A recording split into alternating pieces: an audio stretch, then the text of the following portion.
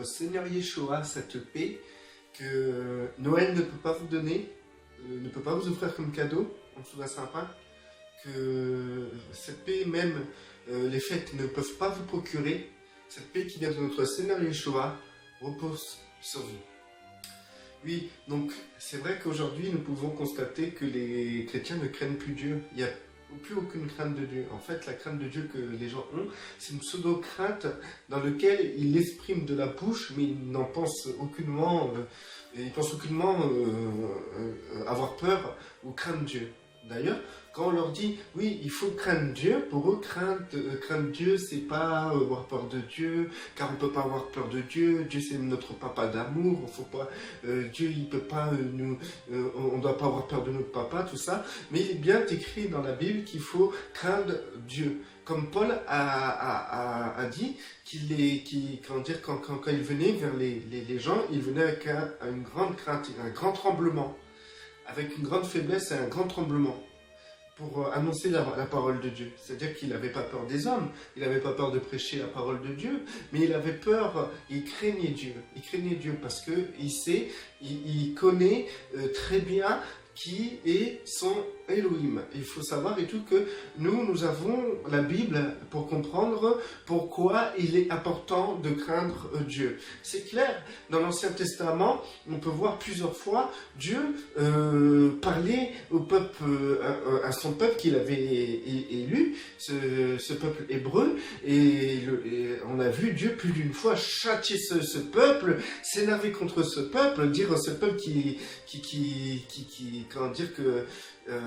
lui déplaisait totalement, et que tout ce qui s'est passé parmi ce peuple, ce que Dieu a pu leur faire, et comment ils ont déplu à Dieu, que cela nous serve de leçon aujourd'hui. Donc, qu'est-ce qu'on voyait qu'est-ce qu'on peut voir dans l'Ancien Testament par rapport au peuple hébreu? C'est simple, le peuple hébreu, en fait, Dieu leur donnait une loi. Cette loi, c'est s'identifier, c'est l'identité. Cette loi était l'identité écrite d'Elohim. Et quand les personnes voulaient pratiquer cette loi écrite, c'est des personnes le peuple qui pratiquait cette loi écrite, c'était le peuple qui s'identifiait à Elohim par rapport à cette identité écrite, à cette loi écrite. D'accord? Aujourd'hui, la loi, elle est gravée dans nos cœurs. C'est-à-dire que l'identité de Dieu, d'Elohim, est gravée en nous. Ouais. Et il se développe en nous grâce au Saint-Esprit. Je mettrai ma loi dans leur cœur, je la graverai dans leur cœur. Et je leur enlèverai le cœur de pierre, je leur donnerai un cœur de chair, et je leur donnerai mon esprit. Donc, c'est-à-dire, et tout, dans ce cœur de chair, il y a la loi d'Elohim, dans lequel l'individu prend plaisir à s'identifier à Elohim, et à la fois le Saint-Esprit qui aide l'individu à marcher selon cette identité, qui est l'identité d'Elohim. La loi, la Torah, c'est l'identité d'Elohim. Les Hébreux l'avaient écrite, donc c'est en pratiquant la lettre que les Hébreux s'identifiaient à Elohim. Nous, aujourd'hui, c'est en marchant par l'Esprit que nous nous identifions à Elohim. Du coup, il n'y a pas grand-chose la marche est totalement différente. On ne suit pas une lettre, mais on suit l'esprit. Eux, ils suivaient la lettre qui est morte, qui pouvait rendre personne parfait. Nous, on suit l'esprit, et l'esprit se construit en nous, et nous avançons de gloire en gloire à l'image de notre Seigneur Yeshua. Donc, du coup, dans l'Ancien Testament, nous pouvons constater que quand le peuple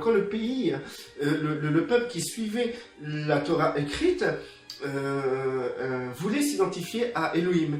Et du coup, le fait qu'il s'égarait de cette Torah écrite, qu'il s'éloignait, et comment s'éloigner d'une Torah écrite? C'est simple, c'est en pratiquant des œuvres qui n'appartiennent pas à cette Torah. C'est simple, c'est ça.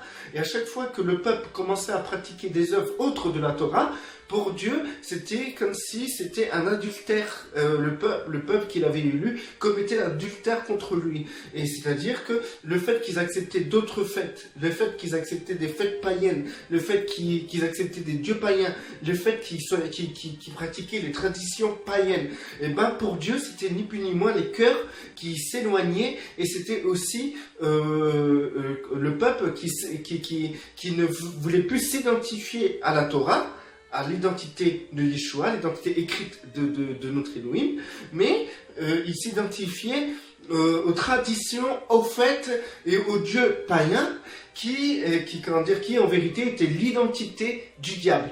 Donc, il n'y a pas 1000 façons de s'éloigner de l'identité de Dieu. Il n'y a qu'une façon, c'est de revêtir une autre identité qui est autre que la Torah écrite. Pour nous, aujourd'hui, c'est la même chose. Sauf que nous, c'est plus une question de Torah écrite. C'est une question de Torah gravée dans le cœur. C'est-à-dire que notre marche doit être conduite par l'esprit.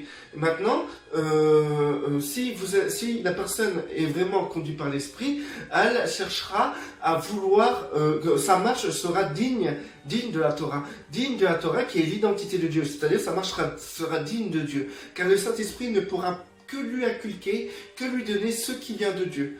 Et si la personne qui a le Saint-Esprit commence à vouloir prendre les cultures du monde, les fêtes du monde, les traditions du monde et les dieux de ce monde, Mammon, l'esprit de Noël, etc., les fêtes des saints, comme la Saint-Sylvestre qui est le réveillon avant le Nouvel An. Donc si ces personnes-là qui ont l'esprit commencent à revêtir et à s'identifier aux fêtes du monde, à partir de là, la personne-là n'est plus dans l'esprit, il n'est plus conduit par l'esprit, il est conduit tout simplement par notre identité, un autre esprit, c'est-à-dire l'esprit de Satan, l'esprit du monde. Et on peut comprendre que de cette manière-là, la personne, comme dans l'Ancien Testament, s'éloigne et commet un adultère contre Dieu. Et donc, du coup, ce que Dieu faisait dans l'Ancien Testament, lorsque les personnes s'identifiaient aux fêtes du monde, aux dieux du monde, aux traditions du monde, ils faisaient le commerce comme le monde, ils agissaient comme le monde. Pour Dieu, c'était des adultères, ils se sont éloignés de la Torah écrite. Donc, le seul moyen de se repentir, de se réconcilier, Dieu a envoyé des prophètes pour que les prophètes puissent annoncer et décrire l'état du peuple. Et si le peuple reconnaissait dans la description du prophète, se reconnaissait dans la description du prophète, le peuple comprenait qu'ils ont péché contre Dieu. Donc la seule chose qui était agréée par Dieu pour la repentance par rapport au peuple hébreu, c'était qu'ils abandonnent les fêtes, ils abandonnent les traditions, ils abandonnent les dieux du monde, ils abandonnent tout, ils arrêtent de suivre le monde et de s'identifier au monde. Et pour cela, le seul moyen d'arrêter cela, parce que un être humain ne peut que s'identifier soit à Dieu, soit à Satan. Donc s'ils arrêtent à s'identifier à Satan, le seul moyen d'arrêter de s'identifier à Satan avec ses traditions humaines, ses fêtes humaines, ses dieux humains et tout ce qui découle des hommes, de la culture des hommes, eh ben, c'était de s'identifier à la Torah écrite. Pour les Hébreux, bien sûr. Pour les Hébreux, c'était ça. C'était s'identifier à la Torah écrite, c'est-à-dire retrouver les pratiques de la Torah écrite, c'est-à-dire, qui dit Torah, dit identité de Dieu, c'est-à-dire revenir à l'identité écrite de Dieu, et à s'identifier à cette identité d'Elohim, à cette identité écrite d'Elohim. Et donc, en s'identifiant à cette Torah écrite, à cette identité écrite d'Elohim, et ben, de cette manière-là, il se dépouillait obligatoirement de l'identité de Satan avec ses fêtes, ses traditions, ses dieux, ses principes, ses moralités, ses philosophies, etc. Et donc, une fois que le peuple revenait vers l'identité qui est la Torah écrite de Dieu, et comment dire, ce peuple-là, ben, C'était pour Dieu une repentance qui était agréée et Dieu faisait découler les bénédictions qu'il avait promis à ceux qui suivraient cette Torah, son identité écrite. Aujourd'hui, nous sommes dans une alliance beaucoup plus grande, beaucoup plus puissante, parce que si la première alliance aurait été parfaite, il n'y en aurait pas eu une autre. Donc nous sommes dans une alliance parfaite, dans laquelle et tout, c'est Elohim qui envoie son esprit en nous, et que son esprit, c'est-à-dire son esprit, et il est écrit dans nos cœurs la Torah. La Torah, ses lois, c'est-à-dire sa nature. Et donc, dans nos cœurs, nous avons l'identité d'Elohim. Et nous pouvons marcher selon l'identité d'Elohim grâce au Saint-Esprit qui construit en nous ses vertus. Donc, aujourd'hui, si nous voulons nous identifier à Yeshua, c'est de marcher par l'esprit. Et il faut savoir et tout qu'à partir du moment qu'on commence à adopter les choses du monde, les fêtes du monde, l'identité du monde, ce que le monde peut offrir, c'est aussi si on accepte aussi la manière de penser du monde, la philosophie du monde, si on fait comme le monde, c'est que là on marche pas selon l'esprit, parce que l'esprit ne peut que révéler Dieu et nous pousser à être comme Elohim, comme Yeshua. Du coup, nous pouvons comprendre ça, que c'est ni plus ni moins la Torah écrite. C'est ni plus ni moins l'identité écrite de Dieu. Donc, c'est-à-dire que si le Saint-Esprit manifeste l'identité de Dieu, et ben, en fait, en réalité, le Saint-Esprit ne fait que ni plus ni moins manifester la Torah qui a été écrite pour les Hébreux dans nos cœurs. Et tout ce qui a été interdit dans la Torah écrite est interdit dans la marche du chrétien qui marche par l'esprit. C'est pas parce qu'aujourd'hui nous marchons par l'esprit que nous ne devons plus suivre la Torah écrite comme les Hébreux la suivaient, qu'on peut faire n'importe quoi. L'esprit est le même, il a toujours été le même.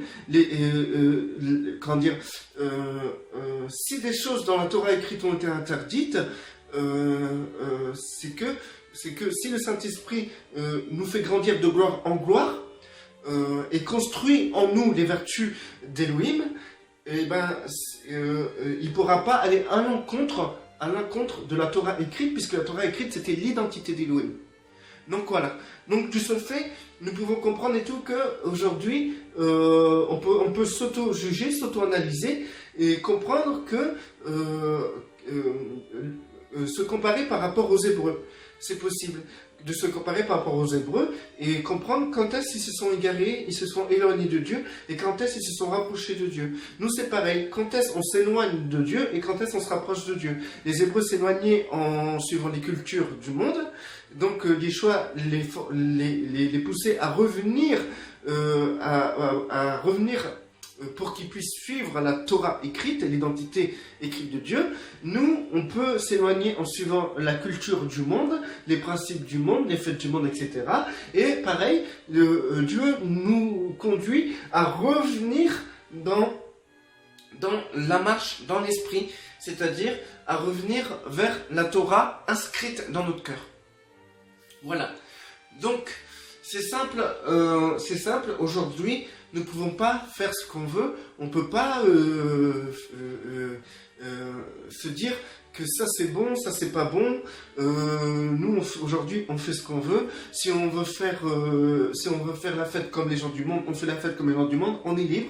Et ça c'est entièrement faux. Parce que si les Hébreux, eux, qui n'avaient pas l'esprit de la grâce en eux, et qui suivaient une simple lettre qui était la Torah, l'identité de Dieu écrite, et ben, en suivant le monde, ils ont été châtiés. Combien vous, à plus forte raison, qui avez l'esprit de grâce en vous, si vous commencez à faire comme le monde et agir comme le monde et à vouloir vous identifier au monde, à leurs fêtes, etc., combien à plus forte raison vous serez châtiés.